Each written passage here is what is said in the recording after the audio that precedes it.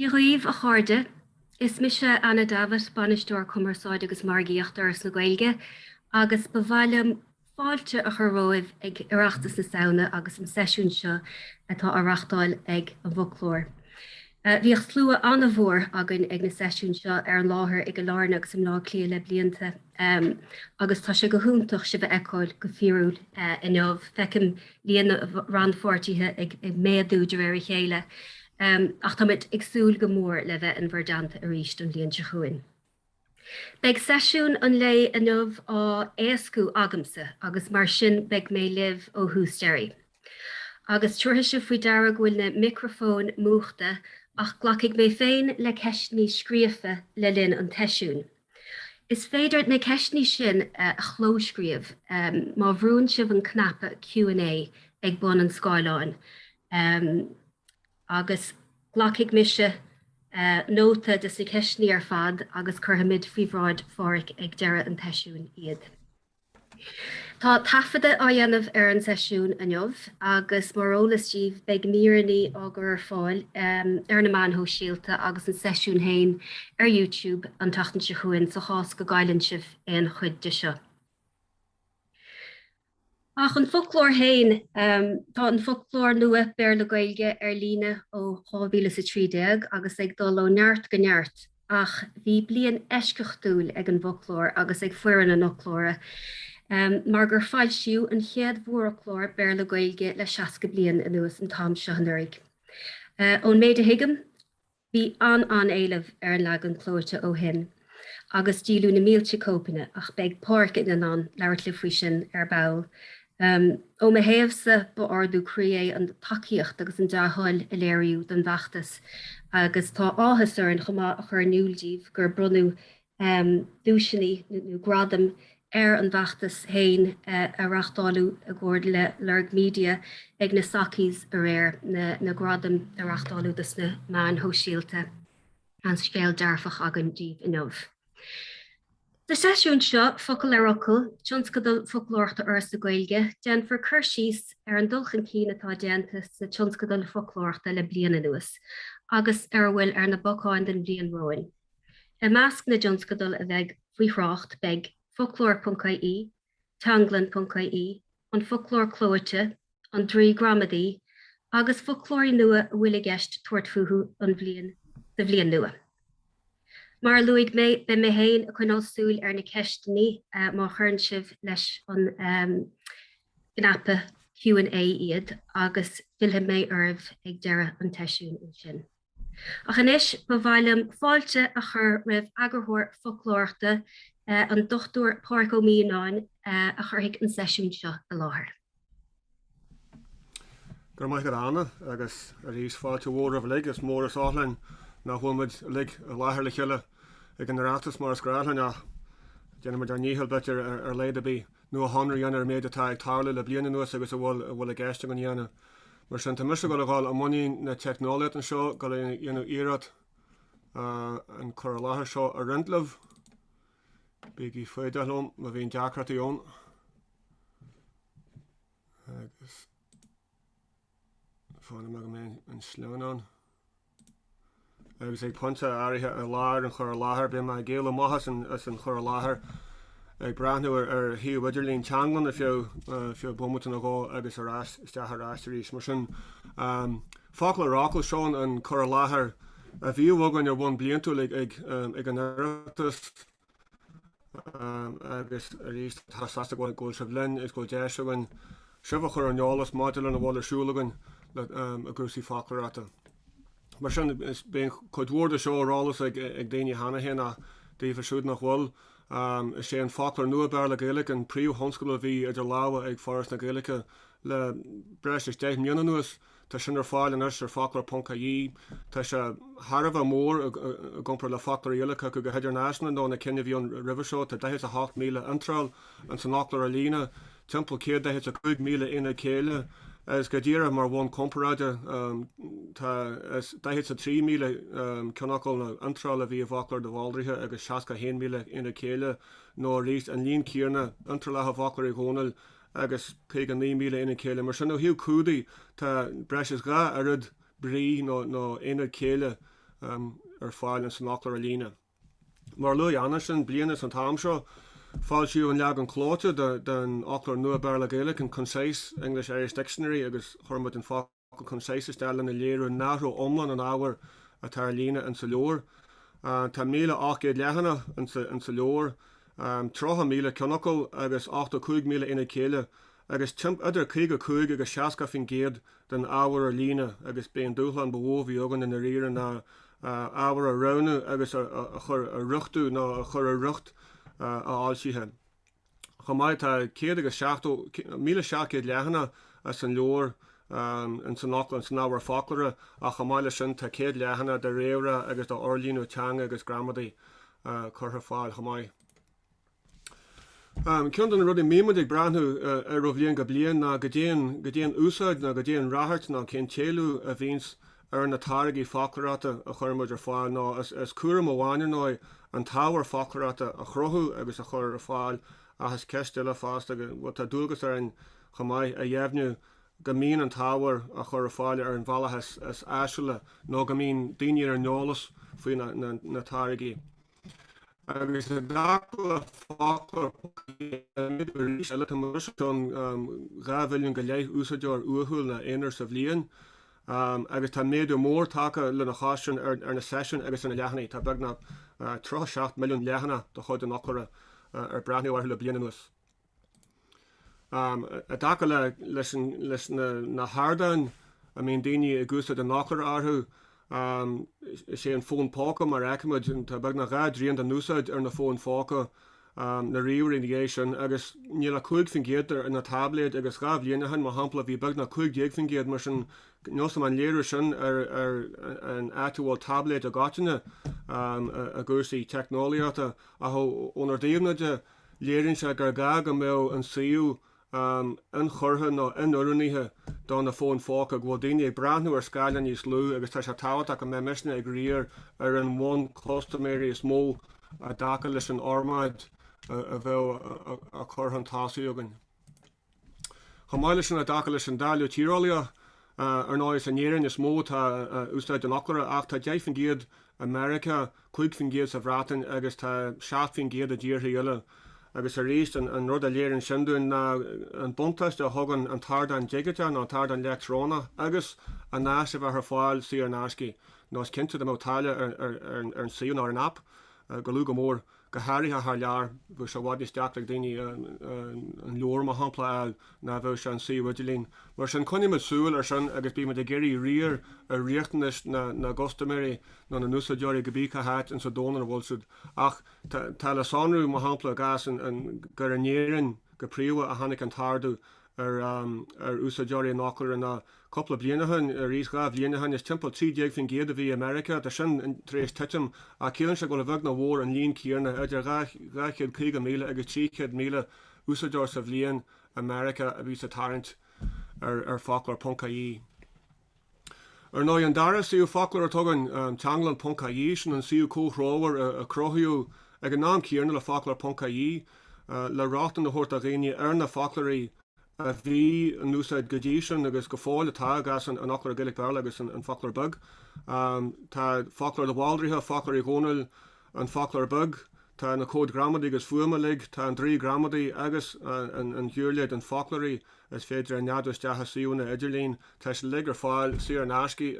ar Teanglann.ie agus tá na Foclóirí ar fáil mar app.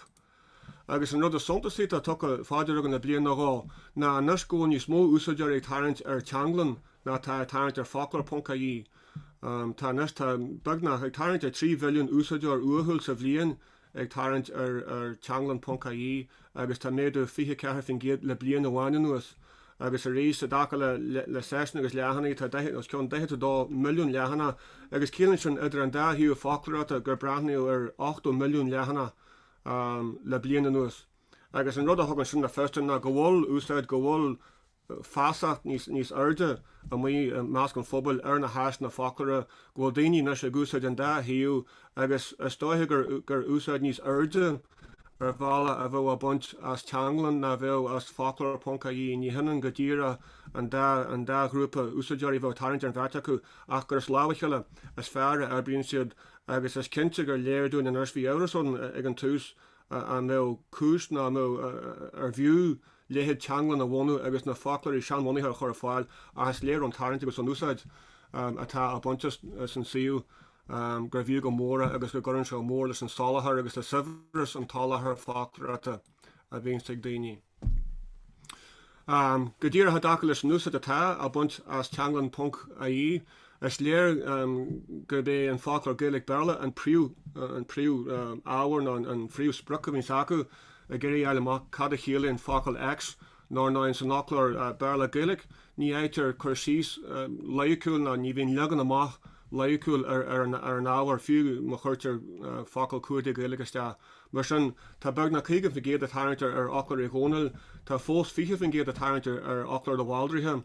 agus na sin tá na codna eile an sé an 3 Gramadaí na lehanní bhil Gramadaí agus a réir sin mar sin is léir go bhfuil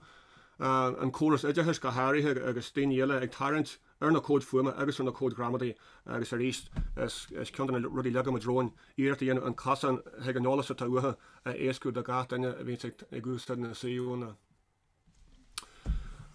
Is léir mar sin mar eachtas le gráf seo tá sé 8 mbliananas ó chuirú Foclóir.ie agus Teanglann.ie ar fáil daoine ar Nidirlín agus is léir go bhfuil ardú leanana fósaí teacht agus is mór an táhar an cíneál an táhar mistí sinú ná cían sin nar bhhaimid do maithan plató ná an cíneál an tardan a mé causaíad áirithe mar sin is léir go bhfuil fós go leor ribla déanamh maide le bólscarát agus na síúna agus úsáid na síúna agus an dóis éfachtílan an úsáid a neadú a measc na náltaí agus a measc locht léana a gáin na múnteir agus ruile bhín sé ag tróir an náltaí heag na síúna agus tásúlagan go leanthaí an tráitrin go méadú leanana a teat ar na síúna ná dá bhéad úsáid a bhaint ristú bhúsúlagan gur fearde an tarú a dacha le crunas agus a dacha le deach leachtas an sa teangaí. An síúile tá an tríú síúgan ní leir omra agus atá ar an deach an nula Foclóir.ie tá sin ar líanagan ó bhí gabhílas a 8 agus go bunas a has listatón den ahan Gaeilge a faú a bhainte Foclóireachta nó má hampla Tearma.ie ó réon chaidean ó amsir Foclóir áldrithe leith agus tugtar na funsin na bhil le fáil agus tugtar an bhinicí a charpas an sa charpas Foclóireachta tugann. An ire is cin réamhchéim a bhí an sa síú seo an na Foclóirí Gaeilge agus Gaeilge-Béarla a bhfuid a breathtóir futha an éithreacht agus be mar caiintear sin ar báil. A has léir a dacha le húsaideoirí agus leis an níon lehanana gur spricrúpa bhád níos lú atá gceist le Foclóir.ie agus ar bhela níl ard forbairthe Níor modálda ar forbairthe dhéanú agus ba bhíon tá gceiste an líos dethir sin agus nua honraí dhéanú na sonraí agus na bheith sin déanta be modálda sin chur bhs a beg an bólscrata dhéanú agus ard na naoine mó spéise go na léhéad dáis a haanta sin atá se an úsáide duine bí ar bhaile eiceáil Cavéad Fhocal atá an sa Gaeilge Cavéad Fhocal atá má hampla an san Foclóir Nua nó ar Tearma.ie nach bhfuil an na Dónal nó nach bhfuil an do Bháildrithe nó bhéis versa tá álas an spéisiúil na dacha leis an orbert agus leis an dóid bhfuil na mílte agus na mílte Fhocal nua a grothú an sa Gaeilge le chégan na 60 bliana nuas agus tugann se cinál profil dúin dá ácha le tá ag teat an úsáid agus a gimmat as úsáid le caithú na Hampshire. En as an cíneál an férin is mó tugann aniu ná go bhfuil clás nua fóm ag an 3 Gramadaí tá an adiad halha chuir leis an 3 Gramadaí agus ceir a fatrú nua chuir leis ar 9 bhíon an tainimeácail agus an adiacht agus an réhácail agus an tainimeácail agus an adiacht ar fáil le trína ceir de bblianta nuas ach díirlann sa dearú eist nua chur agus an rud a bhhailm an funta seo na teatamachas a chur láthair seo agus go dtír a sampla léirúthirtaíomh ar go dé go dtír a gceist an sa 3 Gramadaí mana bhfuil daine ar an álas faoi anistú lom bomata agus inis caiithehhain mar sin ag an second bethorga mó lehanna bála an 3 Gramadaí a Teanglann tá sé Teanglann.ie nar ascin do Teanglann.ie Mar sin seo an leachna bailla agus tá nóta ólas seo go an session seo tarsúil fi lethir a tarlú agus nóta go 900 déantar an Draoi Gramadaí. Agus sin me cliciile mu an seo ar an Draoi Gramadaí ar na réana nó na patrún atá ar fáil an sa Draoi Gramadaí na trí cinnig ar an ruachtarún sin na cinnig bhíar fáil a coppla blian a híos faoin seo tá na patrún nua mar sin mar réanamuid má hampla sealamha animácail agus adiacht erbrin se an dá chéarna a ró an na patrún river seo réanaan tú go bí adiacht halamha a dhíthart mar sin mo chuir isteach má agus mar réanamuid cundanna Fhocal casat áirithe buntló chum isteach Fhocal agus bé muid agsúga go mé má ábalta déala lei sin agus chuimid isteach Canana agus na bhís na Fhocal na bhís an adiad agus an tainnemácail agus an adiad réanaithe an sin Déanann an dríocha dríota agus dheomid an tainneamna, dheomid an gcineide an sa gráthúsad nó an sa trástílatá an san Foclóir nó an sa chéad an efigúil mar sin fecinn se ggóil an Fhocal sa gcineide agus an adiad sa gcineide dar réir an san nefar óra mácail chananathe agus sin an dá leagan an gráthúsad agus an chéad an efigúil a ríist agus mo chuirmid isteach sampla den réomhácail agus riile an sa chas seo bé an tan drí ábalta aithint má hagan réomhácail a gota rih adiad halamha a hásin le gota mar sin mar réanamuid má hampla faoi agus réanamuid ár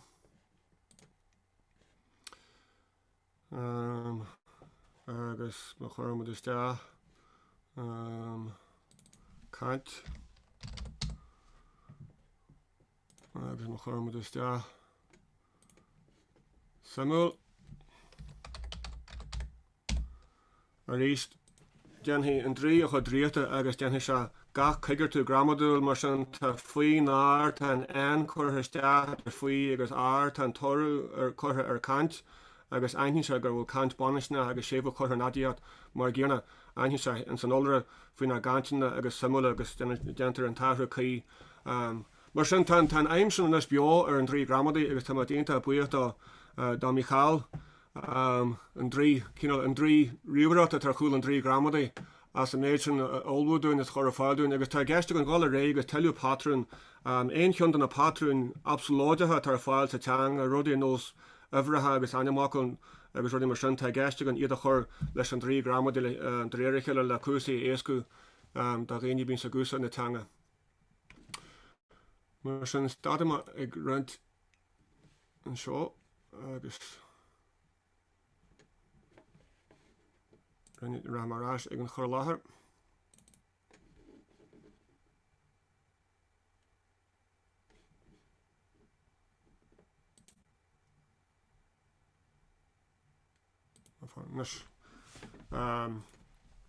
Mar sin mar dearm an férin is nua agus smótágan le déanaí as le 4 dhéanaí a chur sin fáil agus tá dínta sásta go réirlinn bhí sin ar na bachan agus na tamil. A dacail le forbairtí agus breisí heile a tálaí le bliana nuas ó chur an leorama rinne nua hanú ar an síos go bunasta chur na mílte leasú a bhí deanta áhar nachlar agus mud a gobar an leor tá sé sin gur fáil lína agus tá a gobar a hen bín éon síú idirlín Foclóireachta na téimiacht a bín leasathe agus airthaí agus breisithe ag tarlar bhain leanana mar sin hála sin timpeall na nálag an irí agus tá gceiste an 900 dhéana ríist is dá hart van nálag an dhéana nach an bhfuil in dhé sin. An táisiúil bhí mar de ána gur daoine was ag tarann chud mhór ar an Orlín Gramadaí a bhí an sa leor agus thacramid sinna chur a fáil an Gaeilge agus an Béarla chur an leag an Gaeilge den Orlín agus tan bhirrteach ar fáil tír an asci mar PDF ar hiú focloir.ie. Bhí sympósium an san nearach Foclóir na Gaeilge agus pobl na Gaeilge cóil ar dríal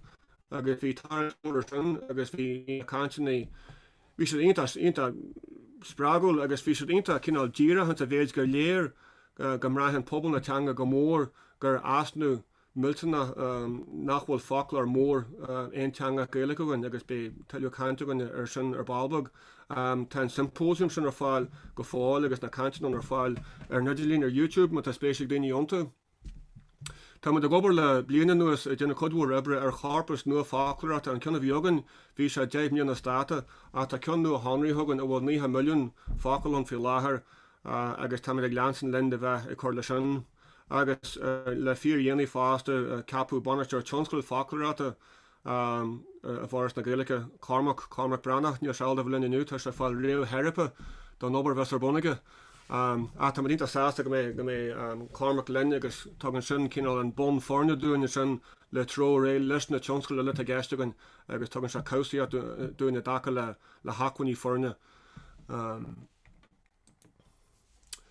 Mar sin na rudítá idir láhagan a tá geistegan dhéanú aber seága chun sé bhíon ó seága chun bliana, bhil tá achlá le déanú ar an leagan chláte ná mar bhí anna rá tá rathirt mhór daú na nuachlan a chruthaí an ré COVID agus na sipaí a bheith dúirte gomannic agus léhéid sin ní fecail leat beidir ag an achlár chláte a bhéh de rá. Ach mar sin héin tá na cópanna a fácha a go níos go tú agus tá achlá le tarlú idir seo agus an nálaigh. Tá ag leans linde bheith chuir leis an charpas Foclóireachta, tá súling mé 100 milliún was chun 100 milliún fa dhearanna bliana agus be sin le hampórtáil isteach agus le tástal an sa chóras gacha carpas a bhsogann. Chamáile sin tá de món carpas dáhar idetheis an ilik a chruthú mar eis do bhúntarí ná locht idetheis a gáitina bh géirí teat ar an téirmiát agus ar an cinál ar an timhanga a bhhain le téirmiát na náhar idetheis agus tá de cóabair le fintar leis le cúrsaí carpas Albert. Tá nua Henry mar luama le déanú ar hiú agus ar app focloir.ie. Tá bé áhar nua le chuir leis an síor má hampla agus tá rins nua Henrythe le déanú ar cúrsaí technol a fásta. Tá geistegan mar luama chuir leis an Draoi Gramadaí. Tá cinna leiscar an éon gealtna sa thuir tá bhhailinn má hambla tuairt na hehratha sin an chéad takear riile a tá gceist nar leid chuide acu beidir na bhéta iad ligíonn a beidir na bonmhratha dhéanamh agus sin an chead chlochuile ar fáidí an Draoi Gramadaí. Tá geisteach an chuirlas na háisna idetheis agus tá de cóabair le cág fiú láthair ar scéim le háisna idetheis agus fhíseán ar fáil don teas a sóisra nó tá úsáid Foclóirí agus a léit sin mar bhír hagas agus mar bhír fólama don teas a sóisra agus tá géirí cúrsaí éascú óna hiú sin don na múntarí agus don adaltaí a réon agus mar luamad bíimiid de hir ag coháil agus ag breisiú as duna nua Henrythe ar an áhar agus ar na síúna le leanhaí sin a réon sa chúla a ríchanáma. Bitir an nuad a sontasí bitir na go a dacha leis ar na bacha in san nádtíirma na gohfuilmad ag barta fi láthair tuairt fi honscail nua Foclóireachta an bhíonn se thugann slán a bheasmuid an a dúir fi mórachlar teanga Gaeilge ná mórachlar Gaeilge-Gaeilge agus mórachlar Gaeilge-Béarla go bunas a chorba achlarí gcónail. An Tionscadail tá bartaithe agus tá an cas grá agus riile dréachtaithe agus tá sé gáil tríd an bhfuilin riarthan fi láthair leis an íomh álaigh na lebhfuil chaí. Is Tionscadail chuig bliana bhua gceist an mé a bheag na mhór an méad cíanna áhar a dacha le cionacail agus éana chéile agus tá sa leor. Achar ar líon agus mar rapníal níl cantar leoríon was fi láthair a ha dacha leis an cheann áhar agus leis an chúd a teanga bhúin táimid ag díú a bheag na mhór ar an méad atá sa leor. 3 míle cionacail na antráil agus 8 míle éana chéile. Bé an dá achlar sin a bhorbert cóthráhar le cheile agus go dtír mar hála le focloir.ie tá gceist go nnéanaí iad áiltú ar bhin increment ná de réiriche le a é 3 bliana go bháte hín chéad scír agus go mó an tomláin ar líon an sin fa fiche seacht ach cílan an réaltín sin go se brethar cothúr a háise se agus ar na hacuine, ma bhí na hacuine tá luúte leis an Tionscadail ar fáil fiú chuig bliana sin an tréise ama a bheith gceist. Ach táid dóhasa agus táid ag prapal ar an món a de seo agus an tamsá líon sugan go mé túús chuthair leis an Tionscadail sin agus go mé fiú láin seáil. A dacha le frást an dárás an céndáid bhiltar a tuairt fi gá achlar cóthráhar le cheile, bhil go bumas a be 8 fin géad den áhar a ggóir ag an dá achlar. ná an éon achlar ní mór an táhar a sontasaí sa teanga a réanú ar dús agus a chur láthair. Mar sin an sa dá achlar bína cionacail bína bríana agus na samplaí mar a ggéarna an sa dá achlar san nachlar eintanga san nachlar Gaeilge-Gaeilge ná, ní bheith éon bhéarla, ní bheith na sanmhíniú go bhí conceap nó bríomh a gceist agus samplaí a léiríonn úsáid an nácail nó an rása an sa bhrísin an san nachlar dá hanga os a chuine sin ní bheith sanmhíniú Gaeilge a be astrachan go Béarla agus be astrachan le sa samplaí chomáin. Agus beidir na sinna léirú go hachamar seo an cíál legan amach a bheith ar an dá áchlar mar sin an sa bhachs ar a chlé san nachlar Gaeilge-Gaeilge, feice se ghfuil agalú agus tá ra bhrí luite détí bríon le leis seo an antral hampla, tá an teolalas canan cíanana an san nachlar Gaeilge-Béarla, feice sibh an dá glas ar an ábhar a bheits an san nachlar aonteanga Gaeilge amháin, tá dá garam ar an ábhar Béarla na mé as san nachlar dáhanga, agus an tábhar tá buí sin an cían metehanga nó an nodaracht timpeall ar an saoú a bheits dáhanga mar sin an té a rénos cóid an Gaeilge dú siid ferrahíon nó dú siid grog as riarahan nó idithas an té bh an sa cóid an Béarla don nachlar dáhanga dú siid measc one business administration nó education. Ach go bunat tá na samplaí feice se go na samplaí mar a ggéarnam tá dá hampla léirú an aglah a gcúrsaí grá aglah le haipust nó panel aglah tá astrachan an sa dá garam chuir le sin san nachlar dáhanga. Agus a réist go dtír leis an difar idir bon tuiscin an le aniu, mar bhreathnaid ar an sa cholan ar dheis, feicimid an intral mar tá a bhaclar ghónal ó 1977, agus feicimid ghil an bhrí is mó go mór chun tásaí an sa teanga le fihin na trocha, bet in smó blian agla gcúrsaí grá na agla gcúrsaí irisirata na agla gcúrsaí pólíneachta go sin an bhrí dhéirí tá a bhaclar ghónal ach gur bíad na bríanna cóamstere a bheits an tásaí go mé túsáte a thuirt a gcónaí an sna Foclóir Nua don na bríanna atá an sa richt nó atá gcúrsaíat agus dar réir sin ar bíad is dóthaí i mó na húsaidirí ag tarinttartha. Mar sin an principle a bheits a gceist go mé éon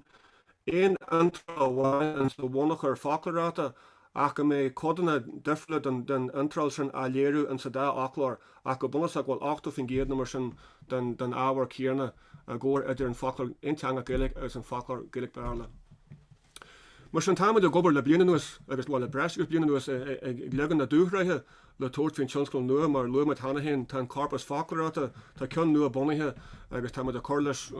go réalta agus is as an corpus sin a bheits listí miniciata dacalas na Fhocal is minice na bríanna is minice cadéad na cólágaíochtaí na cadéad na Fhocal a bhí na goideata chéile cadéad na Pádraig Ó Mianáin agus na Pádraig úsáide a bhain le Fhocal nó le náthair leith. Be listí be mod ná listí canachil a spína mahas tá é ddíiristeach ar an chríomhar Foclóireachta sé sin dhéanana cinnte má hampla me héitir ar lína le timp 60 fin géad an ábhar agus is féidir dhéanana cinnte gcúrsaí Foclóireachta gur bé an tábhar a smó úsáid nó smó rathart a bheits a dhéanamh ar dús agus an sin ag bog go máthair an scala miniciata de réir sin. Tá bunach ar Foclóireachta an mé na huntarlathe agus na réimsí a bhí tasa luúin in sa bunach ar sannaí tá sin bunaithe agus táid a gobar le talú forbairtí an sin le go mé is féidir déanta solidáisiúid seachas bheith géirí rudaí a bhúnú agus orúnú de réir mar bheits an nóbarí go le ré agus tá obairtáisiir na trára stíle an trár stíle teanga legan na máth na huntarlathe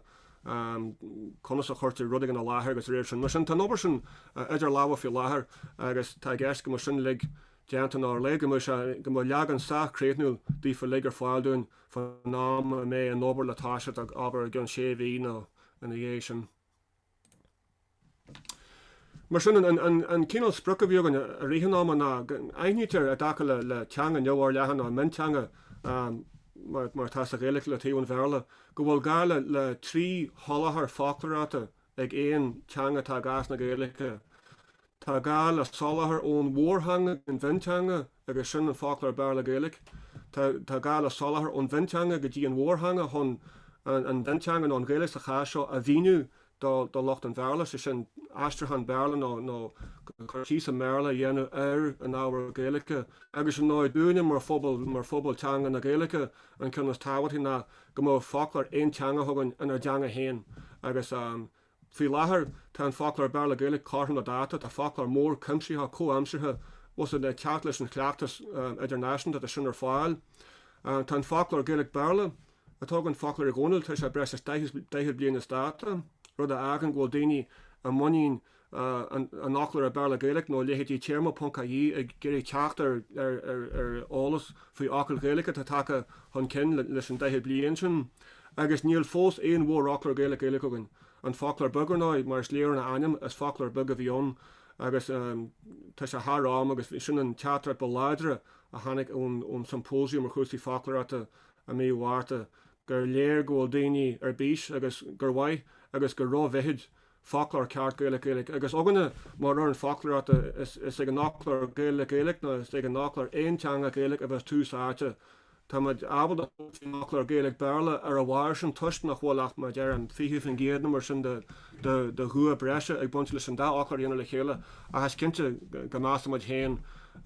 gur ggóil chun cinn suntasa do phobal na teanga go mó Foclóir cumsithe aon teanga comhamsirthe Gaeilge ar fáil agus mar dear an tús maid níor cinna bhaint an Foclóir sin ar fáil agus tá cheist le chur man bhfuil de tríon an bhela an tús an leor sin mar hús agus tásúlagan ó seága chun 5 bliana go mé maid abalta an nóbar sin ar fad a bh chuir gríthagan.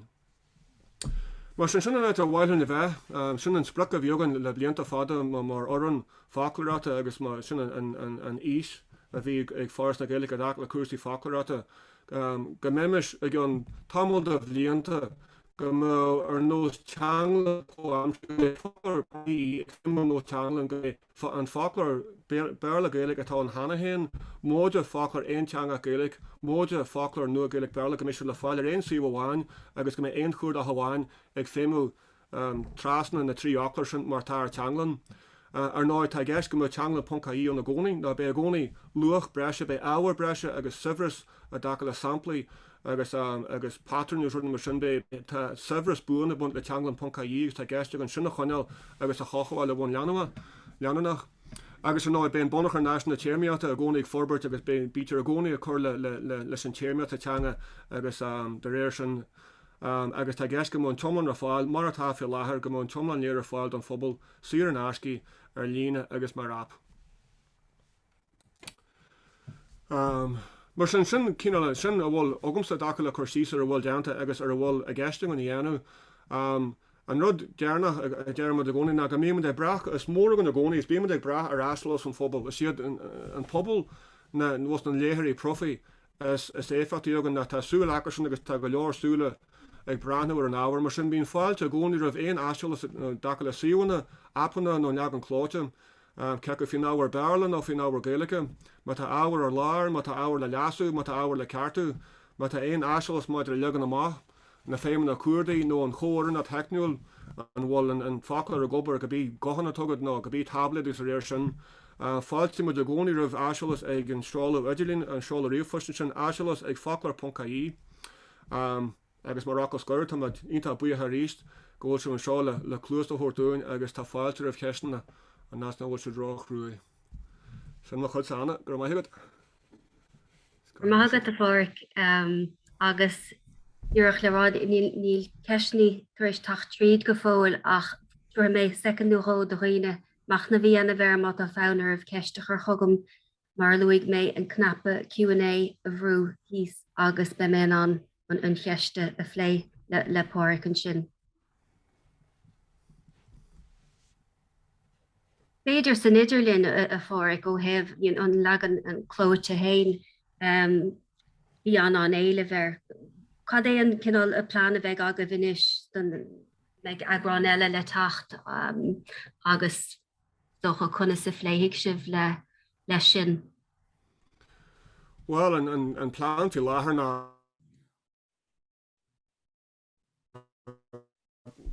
go dtí an tacht látal le talú is an riomhasún ag breithniúir rintebre dacha le leo profi agus mar sin hanig an Foclóir a maihannaí a lár réon COVID agus ar sin cín cúiste drobagan ach ní dóithe go dóthir fí ach agran na dacha le hábhar agus le Eagarthóir a bé gcónaí Eagarthóir a leanana a déanamh ar lína ach an rud a eachtarú na Harlá dá mar rudig a docu leorí amach bí na gcónaí ceist fí áchairí an éontanga ar cheart iad a chur a fáil agus Harbh stáasta go róráthart ar an leag an chlóite ag an héin Ach an rud is stáithe Harlan ná leis an obair a bheitteach tarlú ar na Foclóirí Nua, go mé séis implachtaí, cool implachtaí ó ua sin ag an ábhar an san Foclóir Béarla-Gaeilge agus is dóithe a maihan seo nar bheits na Foclóirí Nua chuir grích go mé se breathnú ar beidir Foclóir póca nó Foclóir níos mó ach ar Foclóir gach rábhún. Mar sin bé na síúna ben sí waidirlín na gcónaí a gathú agus bé agathir a leanana ha deanú agus nua chanrú uair sa líon ach ní bhfuil a gceist fí láthair líosteachar agra nua clóite den Foclóir Béarla-Gaeilge ná bé na hacann ar fada dráú drá na Foclóirí Nua. Chéad cheistrééis tachtthgan a fóric agus beidir go sé seo luite go in sin ó Rúben an méid cúib chrúa den dá Foclóir Nua ar fáil chomá. Well an plánatá an plán Tionscadail tugan a nach níl leag an clóite a gceist a dacaile faoi láthair. nó is cuair mar leith rudatá difra bhór dacaile leagan amach agus formáidús idir leagan ar líne agus leagan clóite. An is rinne sin a gas an Foclóir Béarla-Gaeilge agus sa bhéidir go bhfuil na Foclóirí Nua tá martógan ar réon bhéidir bheith nó bhór leis an Foclóir clóite hanig amach bhir sin níos éasca leagan clóite a dhéanardífa. Sin ní bhehar an na tuafas ábhar réanú le fágal le lár. A fiú láthair níl se an sa phláán fiú láthairgan gannéanhí leagan cruúi. Sin rud a bheits le cinniú nar a bheits an dá Foclóir ar líne agus be cinniú gan sin go dtéon chéime le dacaile solar Foclóir. Okay, yeah, sin just ceistile tá takeíonn sin an Concise English-Irish Dictionary tá nua honrú ar siúil a go gach blian an gcílíonn sé sin bhfuil an leagan clóite as dáta inis, so gur bí sin i cheist. Well, tá an éon Foclóir a chuirtear a gló Tionscadail dáta an lá a chuirtear a gló ná ar go leor cúisna bín Foclóir nua bín rudaí nua teart a dreisin sa tíl agus na Gaeilge bín téirmí nua ná bín chuigeirtú a dhéanamh ar héirmí ná bín leaganna nua bín riachtanis nua mar sin go puinte a ghlaachtar leis éon Foclóir clóite an éontanga agus ó éon cholacht. Ní bhíon fiú na cholachtaí is mó agus is mó díal an Foclóirí, ní bhíon an acuine le hagahart agus achlóanú ar na leorthaí go minic. Mar sin ar an drochuair is den náidir na Foclóirí clóite go déansin as státa láithre. Agus da bhéad a bhí me cíine le cáisiú go dánig an Foclóir amachchan ar réime hampla le linn an COVID ar hanig an COVID áin. Ar leid bhí me dábal a rudaí nó scarú sóisialta agus coronavírus agus bhí an Foclóir nua cóamsir as a déitú Foclóir a bheith a dacail leis an rud a bhí a dreis an sa síl mór san am. Ach ní neartar sin a dacail le leorthaí agus go dtí go dag an leagan bhfuil agathir déanta a hagathir déanta bíon gach Foclóir clóite as data. Yeah, gur mágad fóric agus an neart ceistní atá chugann chuid acu an Q&A ach feiceann ghfuil cúpla nóta curtha le chat, so tu go meach acu sin iní seo ach ceist ó fóil mac éilimí. An méid na háisní a dachas á dhéanamh a gcóir le cag agus an méid an dá le bhéil a gceist bonscoilíocht agus iarbhonscoilíocht. Well, an chéad a dehan na gohfuil na bhí me a counter chúsí a deis bín ardegan ar gath level, bon level, man level agus level na hóscoile.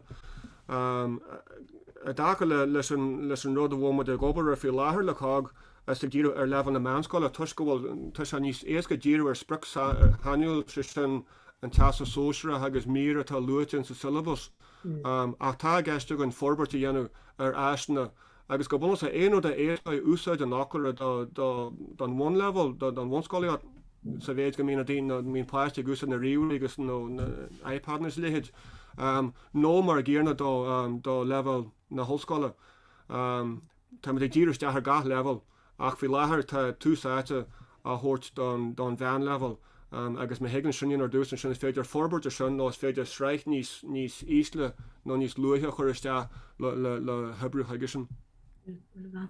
Agus ceist an himúlan seo a fór go hinnéad agus beag spéis gom héin an seo hebh margaíochta agus cóibrithe. Bhfuil sé gceist a goibhdul a dagháil le múntóirí chun áisní idechas a Herbert, chuir gás survey i dhéanamh nó dul tríd an gréasán cuman na múntóirí Gaeilge. Well or no, sinna fá bhma de cóbre le cága was is acarsna tan sanolalas máidir le cúrsaí idirthis agus cénchaí is fearr leis an ábhar a chur le chéile agus leis an ábhar a chur láthair. Ní bhfuil inibí agan ar nóir idirthis an seo ag muú sanolalas a dacha le cúrsaí teagas agus cén chuman nó cén ruachtas fearr don daltam nó an búnteir. Agus ghlacamil leis go homlan go mé cágóil an sanolalas acarsin le déile leis sin.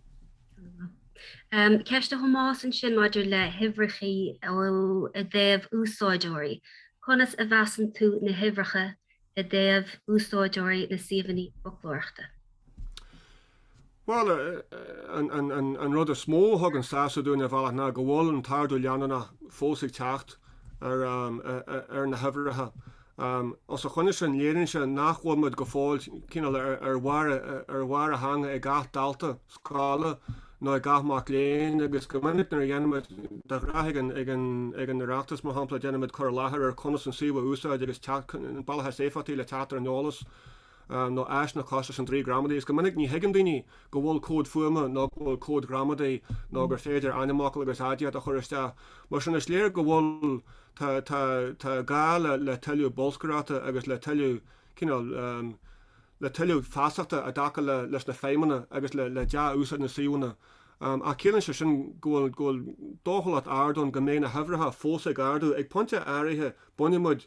plató áirithe maith ná ma bhíonn an Foclóir an úsáid go caitin go háirithe a gcúrsaí bonscáileachta agus meascáileachta agus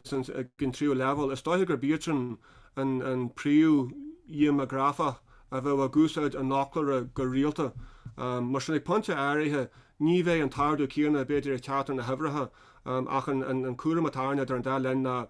was a gathírat a dhéanú gála deaghfuil leis an ána le hána nideithis agus leis na múnteir agus na léachtar is riile agus úsáid na Foclóirí a neadú mar ré cinál leanana na mar ré lárna de úsáid na teanga dacha le crunneas agus réir sin. Mágad fáric. Cúpla ceiste go mart ceiste ó ghara an seo. Cén seasamh atá ag cúrsaí foclóireachta an Gaeilge a gcompráid le miontangacha eile san óra Faber? Well, mar Harlinn tá a gceiste an tuairt fí luchail chomparáide ar na háis na Foclóireachta Gaeilge le tíú coppla teanga chealte agus beidir teanga ar nós de Bascais nó na Catalónise teanga bhfuil bhád ní smó úsaidirí acu beidir agus acu ní smó as an nám cíarna go mu sé spéisiúla a go déta acu. An rud a déirthamas fi látharna mar luimid tá gála trí áclór agus go ddígan mé na trí áclór sin ar fáil is solathair asnua a bheith an Gaeilge. Agus ní léon dul Harris sin be an solathair asnua go ddígan mé trí áclór was de có-amsirthe ar fáil agus an bheirt nua bhfuil a gceiste an tuairt futhas san áireamh. Os a chuine sin a daca leis an solathair atá ar fáil fi láthair an Foclóir Béarla-Gaeilge ó híú an solathair mar híú idirlín agus mar app agus niscón an leor fáil agus cinál an taisealas a táimid a áile dacha le caidan an leor mar tharige an héin. Bheas an héin cénach bhfuil taide álaíocht déanta a bheas an ggóil an Gaeilge ó híú mórthanga go mintanga ar leidebí chamáil le héintanga in bhintanga eile agus ar cóchéim le forhór na Foclóir da hangatha fiúgas na mórhangatha. Mar sin tá an múnla tá an creitear cinál lecha an plátós agan agus an rud atá róna na dhéhnú go mé an dá ácla riile na bheits an solathair a omlanógan go mé siirtin ar chaide an cíarna agus be cheart fan am sin go mé solathair Foclóireachta na Gaeilge an chortha le héintanga mun na mór. Ceistelle a fáric ó bhór an seo luach go meach teirmíocht á soláthir den tra hóisireach. Ar de bheits a gceist? Well, ní teirmíocht a bheits a solathair ach cleachtaí agus fhíseán agus bileagaí ibre maidir le conas teatarálas ins na Foclóirí conas teatar aber ar an bhrí chearta acail nó conas teatar ar an orm olra nó conas teatar an chód fuama agus ruí mar sin ní teirmíocht per séfa son ach is sreid a aisanna nó takeir a aisanna chun hagas do galtaí conas na Foclóirí úsa go héfata agus conas teacht go héfata an nólas a teag tasta luatha, mar sin ní téirmiad per séhas a gist ach eistan na maidide le húsad na Foclóirí agus an tairh as móhaint tú. Anna fraticiúil. Tá ní dólim gur ceiste méid seo ach léthe mé an méid dúirt Leach se áisiú agus simúil dá meach nasc focloir.ie leis na termíos déanaí atá socrthe ag an gcuiste termíochta. Béidir le termí nua gach 7 mí gur mábad. So, roiint aseo leisin sin ó agus muid a gcónaí a gobar is stocha rudí ar dachtruchtaí a churmach agus nascaí dhéanamh leis na siomhaní eile. Ach ceisteirt a fóric ó Robert McMillan seo agus an cheistéin coháit a bhhaítear na míúcháin Gaeilge den Foclóir Gaeilge gom leisceil den Foclóir Gaeilge-Gaeilge. An gomhiig fuireann an Foclóir iad nó an manfar úsáid as áisní eile Foclóir Béarla mar hampla an samú. Well, an soccer déanta gan an lei sin cundar a dúchlan is mó a bhainean le héan Foclóir ein teanga na da rinathe leadis sin daoine agus an nearth le gataí acu was a scríú sanmhíniu ar bó nó scríú sanmhíniu ar blá. Tá se andeach a rialú dhéanamh was ar an éagsúlacht maidid a Concise agus go dtéanaan Concise a riala duine bhhaineh solar. Ní bhfuil éon deála sig daine eile. Mar sin an rud atá barteag an dhéanana na sanmhínehan agus be 8 míle acu a gceist mar sprucht an Foclóir nua. Idir rinte na rá chatagóir. Na rudaí atá mar a gcéanana an ngach le hanga. Bé an Concise cíarna riúra an ngátanga. Bé an Concise cíarna ar pán a bhag na bhór an ngátanga. Ná bé an Concise cíarna ar microfón ná ar scáileán agus réir sin. Mar sin na bríanana seo ná na héanana chéile seo tá mar ggéar na ngátanga tá conrú fáteach ná tá cead fáteach nó cheanna na cólachtaí móra idirnáisiúnta úsáid a bhaint a sanmhíne an sacr sin. Agus bé mar daine sin ceacu an ástrú nó an ástrú go príomha agus a gaigartú do chas na Gaeilge. Os a chuine sin na Fhocal nó na bríanana nó na rudaí a bhainús go sainiúil le cúrsaí má hampla cúrsaí na Gaeilge nó le cúrsaí na hÉireann bé mu chéin a scríú na sanmhínehan. nó ní bhé mar se gáil muíon cólacht caifia leis sin scríúdan mar sin mat a rudaí a bhainús le cúrsaí cultúr, cúrsaí teanga, cúrsaí bhainús leis an dúchas agus a réir sin bé mu chéin a scríú. Mar sin bé níos móna leat na sanmhínehan an ástrú nó bé leagan nó deirú áta bé leagan Gaeilge dúfa ach go bunas an ní bhéh ar an Foclóirí an taide dhéanú maidir le los a chromcin. Was a bé sin ar fáilún ón Foclóir Béarla agus bé an an táhair sin a ástrú rud a bheits a bhádhád níos éascaí agus a bhhád níos tapúla as rud a leide go mór an riachtanas agarthrat an na dhé sin. An himúil a fáric agus gur mágad bhí ceisní simúla agan in sin agus ní méon eile a techt tríd ach béidir go jocaigh I gceann nó méid nó háach just marolalas tríomh chuimiid tuid chuig deir an seisiún inis. Ach nóir a fáir cohordas leat gohairíonn Draoi Gramadaí tá an sima gom héin tríal a bhaint sin ar bail agus áis thar a bheith practicúil agan in sin. So be me héin beidir brathnúir sin ar bail. Ach gur mágad fáric agus hasasta bhain buchas chuma a gháil le chumach branach a dagraigh an seisiún seo agus bhíon go Berlin ar bhain léithúil. Chumá le thoisín má gilehríide a chuidig linn ar na man ho síalta. Le más ó hé a chuidig linn ó héamh na technoliaachta agus is socríthe ar fad ar Zoom. Agus le Louise agus le Maureen agus fuair an ile an Oireachtas na éachta mlíana le Oireachtas na Samhna tá go féin gúil gachad bagáín éiginnta fós ach dairigh linn chud bhaithe ana bhím líana ag an Oireachtas in anó na sríanta ach támuid ag súil go mór le bheith an bhardanta a ríist an bblionnte chuin agus go nimid an seisiún Oireachtáin mar a bhíoch. Bhhailm chumá is socha just lurg media a lurg a ríist agus na gradam sockies a réir dus na man ho síalta bhí anachtas agan ó seolú an folklór an urig agus bhainne mar clúdach náisiúnta amach idirnáisiúnta fiú agus a bhí le sin is dócha tá anna éileh ar an legan clóite. Agus bhhailinn chumá buchas ráil le cúrsaí as a takeíocht agus bhí sí linn ag an ócáid sin a bhfuil sí an job.